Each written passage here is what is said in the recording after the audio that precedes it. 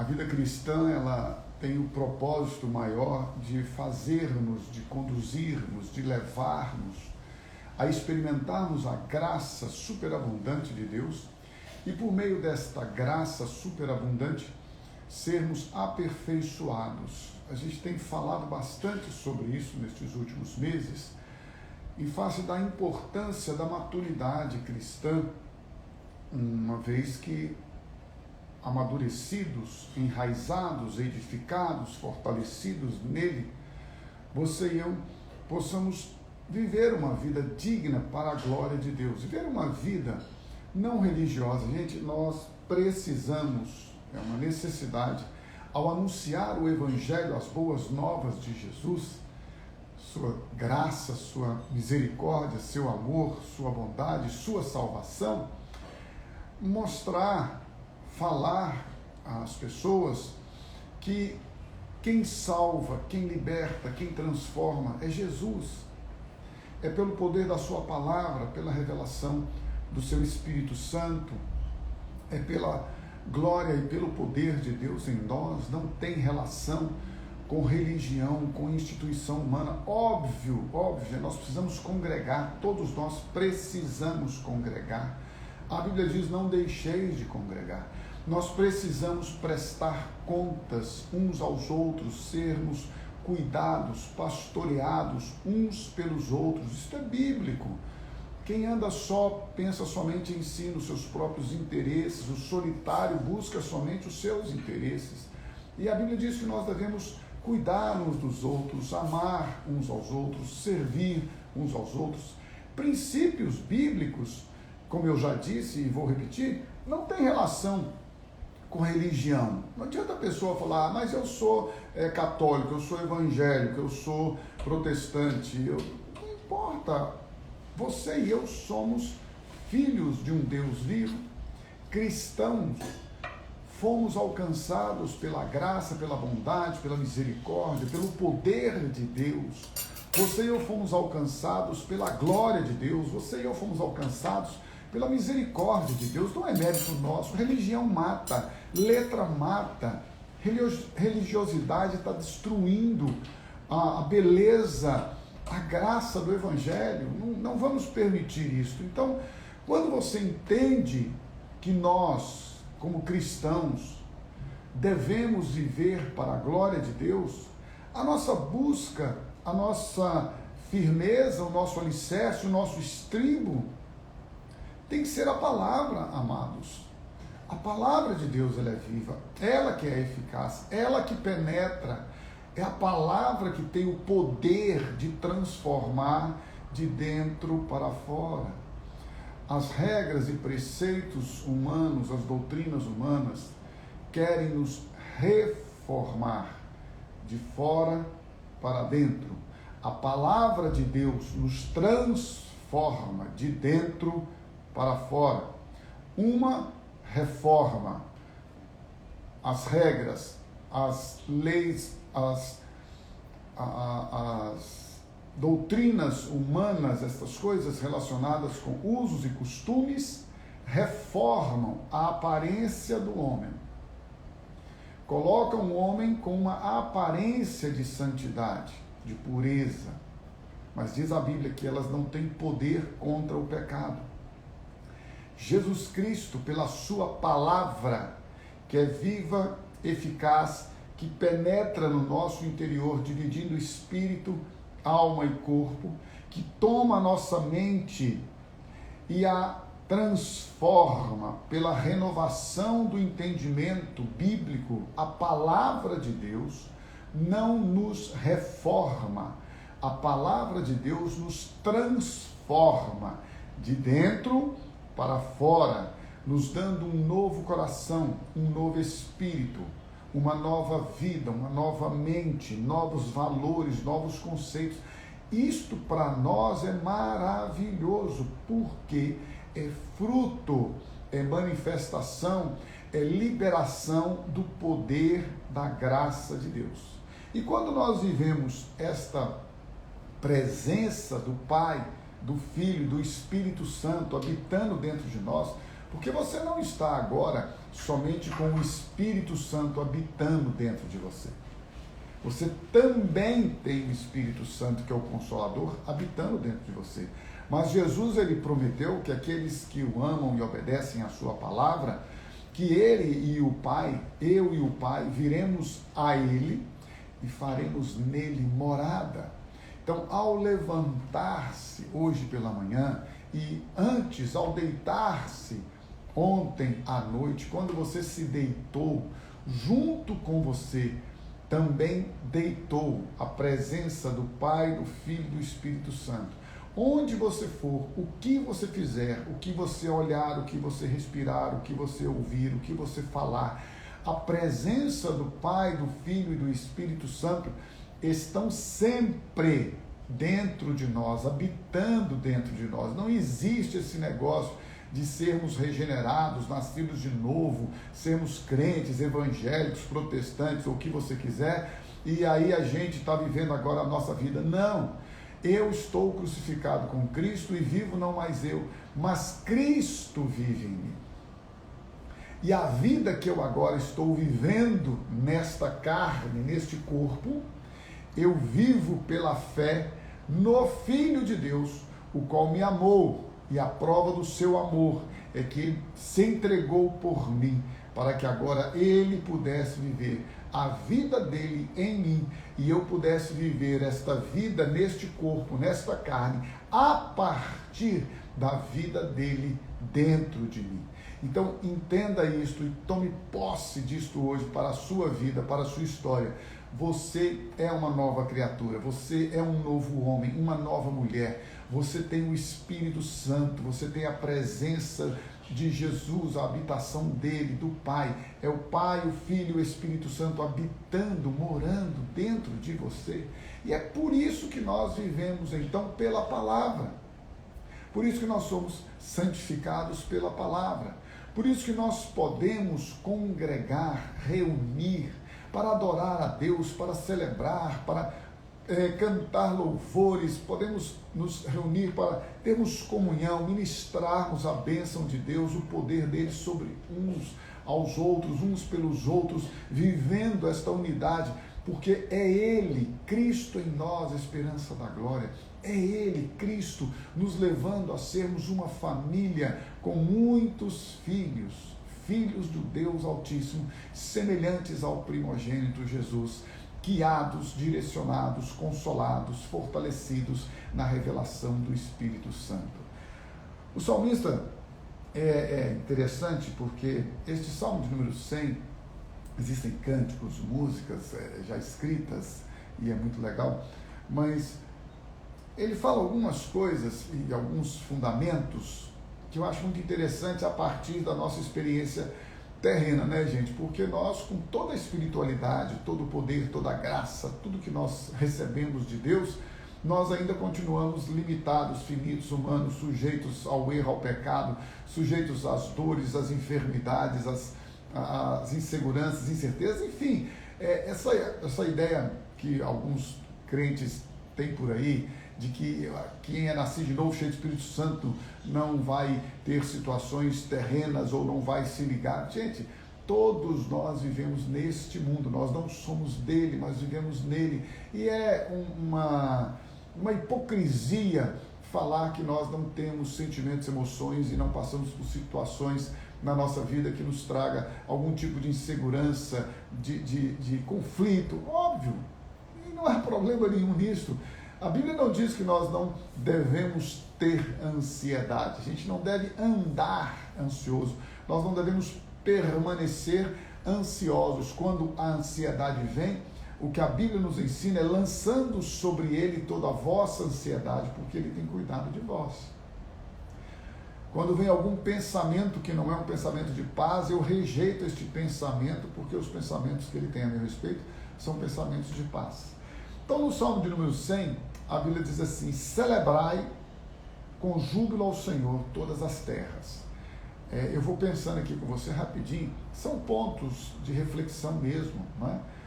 Então, esse celebrar a Deus, celebrar ao Senhor, ele deve ser com júbilo. Óbvio, gente, eu não estou falando que não se deva ter a adoração espontânea, o louvor espontâneo, o quebrantamento, nada disso, não estou dizendo isso, só estou dizendo que nós, quando congregamos, devemos celebrar com júbilo, com alegria, nós devemos festejar a nossa tão grande e poderosa salvação.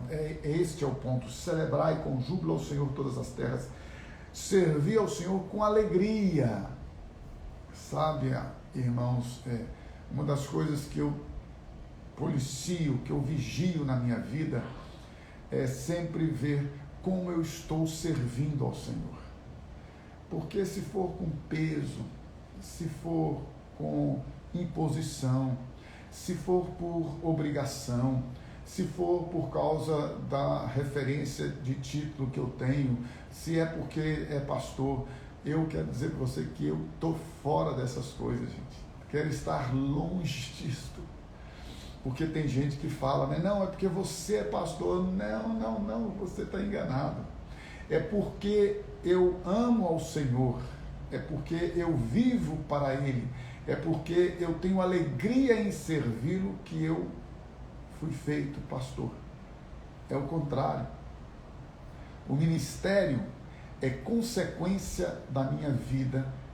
O ministério é consequência do meu amor por Deus, por Jesus, pelo próximo. As pessoas invertem, elas vão fazer curso de teologia, depois elas participam de uma estrutura denominacional e elas almejam um cargo, um título, uma função. Alguns tornam isso até uma profissão. E aí, quando elas têm esse título, elas passam a fazer as coisas por causa do título, por causa da função. Errado.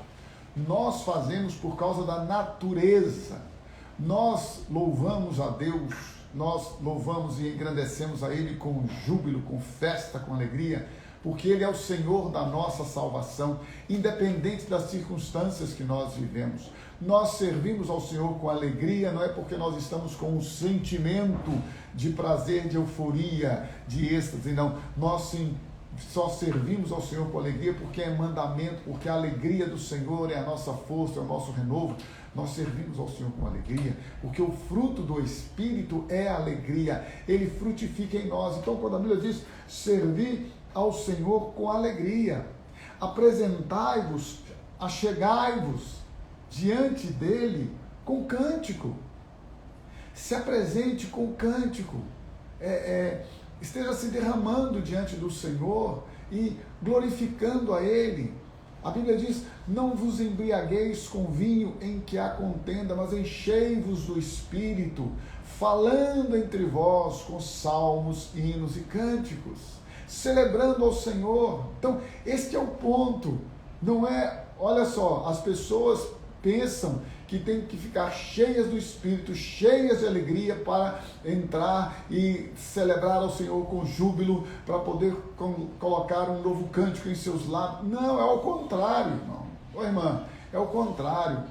No meio da angústia, no meio da perplexidade, no meio da insegurança, da incerteza, da dúvida, no meio do medo, de tudo aquilo do futuro, muitas vezes que nós enfrentamos, nós louvamos a Deus, nós levantamos a Ele um novo cântico, nós profetizamos os salmos, nós declaramos um novo cântico na nossa boca. O Senhor é o meu pastor e de nada eu terei falta. Ele é aquele que me guarda, Ele é aquele que me ampara, Ele é meu refúgio, a minha fortaleza, a minha torre forte, Ele é o meu esconderijo, Ele é aquele que me guarda, me livra de todo o mal, Ele é aquele que vai à minha frente e desembaraça o meu caminho, aplana o meu caminho, Ele é lâmpada para os meus pés, Ele é luz para o meu caminho. O Senhor é o guarda de Israel, Ele não cochila, Ele não dá aqueles cochilinhos nossos, não. Em todo o tempo, seus olhos estão sobre mim, me protegendo, me guardando. A gente canta, a gente profetiza no cântico a palavra de Deus. Então a Bíblia diz, servir ao Senhor com alegria, se apresente, se achegue diante dele com um cântico. Olha o versículo 3, a gente precisa meditar, eu falei isso esses dias lá na nossa comunidade. Ler a Bíblia num programa anual é uma bênção. Ler a Bíblia na sua montagem cronológica, eu também já fiz, é uma maravilha você ler os livros de acordo com o tempo em que eles foram escritos, a história fica muito lindo, muito perfeito. Glória a Deus por isso. Ler e estudar, né, como eu já disse aqui, num programa de leitura, bênção. Gente, mas é necessário, faça isso, não tem nenhum problema. Mas antes disso, dedique o seu tempo a meditar. Pare, sente, se posicione, estabeleça um lugar, estabeleça um ambiente onde você vai meditar. Sabei que o Senhor é Deus. Você sabe disso, você tem consciência disso.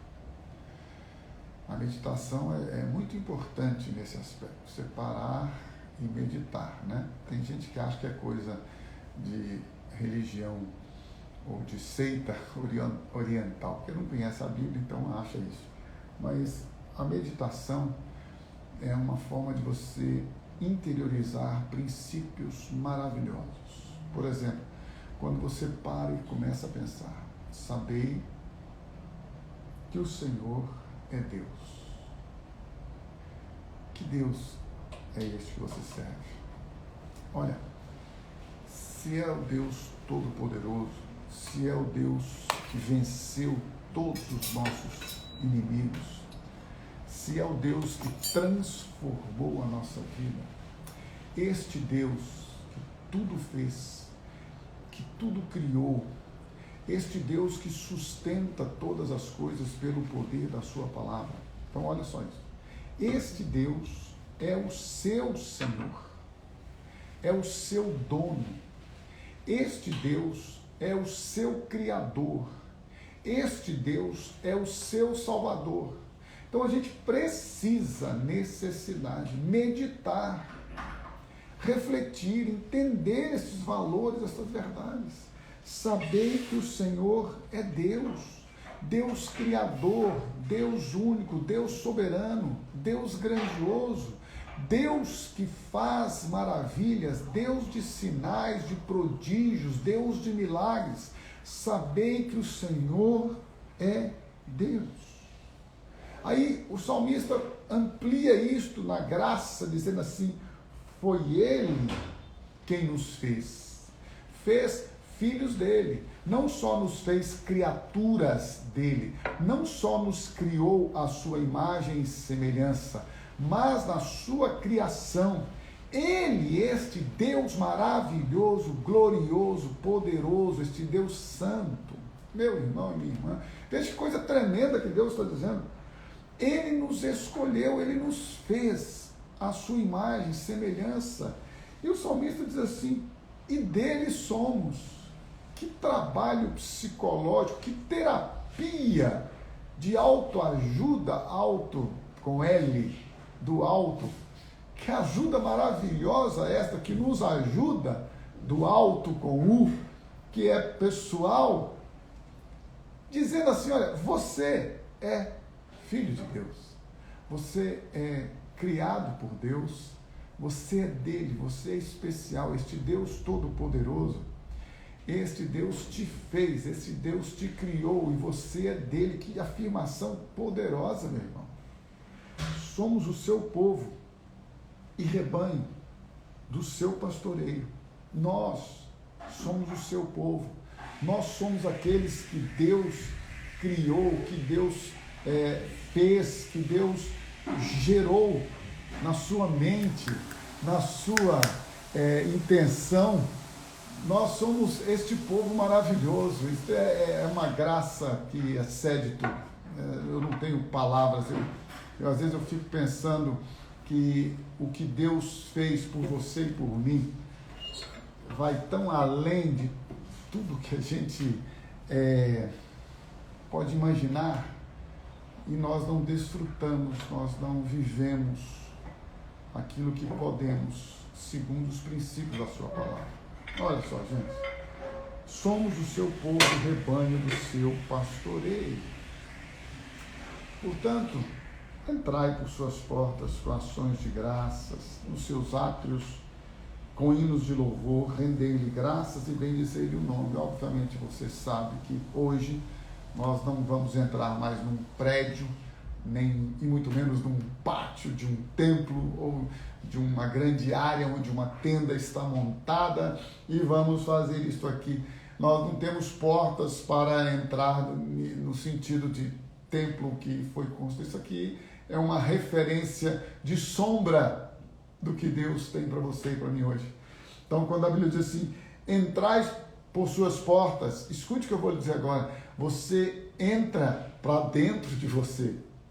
É para isso que serve a reflexão, a meditação, é para isso que serve a intimidade com Deus, é para isso que você dedica tempo para voltar-se para dentro de você. Abra a porta da sua mente, abra janelinhas que possam trazer a você memórias de quem é Deus. Já falamos sobre isso no início e agora comece a interiorizar isso. Deus recebe a adoração, o louvor, ações de graças. Ele recebe no meu interior, a partir do meu interior. Porque o Senhor, Ele é bom. O nosso Deus é bom.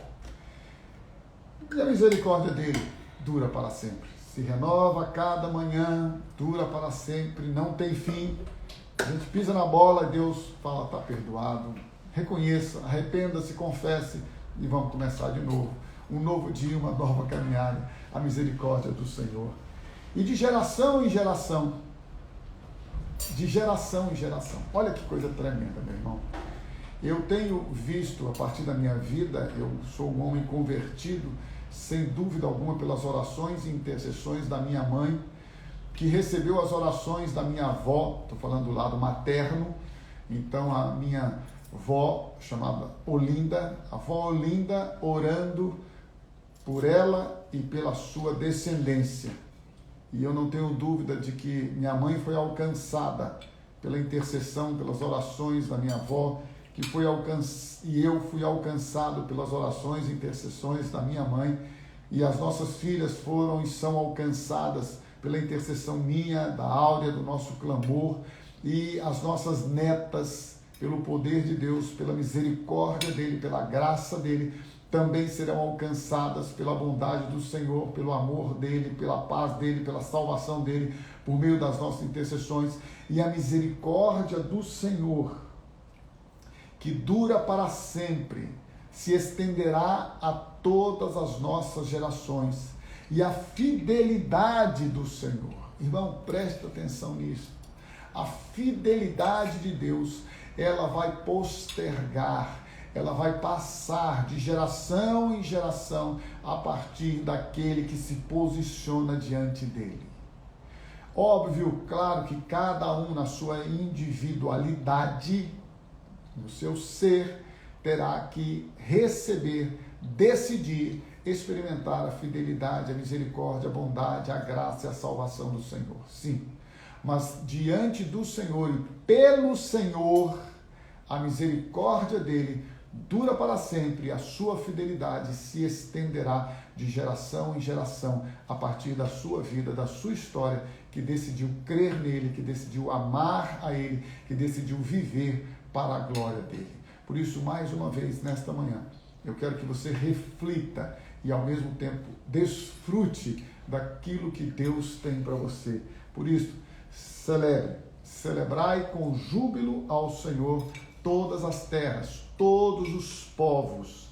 Servi ao Senhor, servi com alegria, sem peso, sem pressão, sem coação, sem intimidação, sem autoritarismo, sem imposição. Servi ao Senhor com alegria e apresentai-vos diante dele com cânticos. Celebre ao Senhor, louve ao Senhor.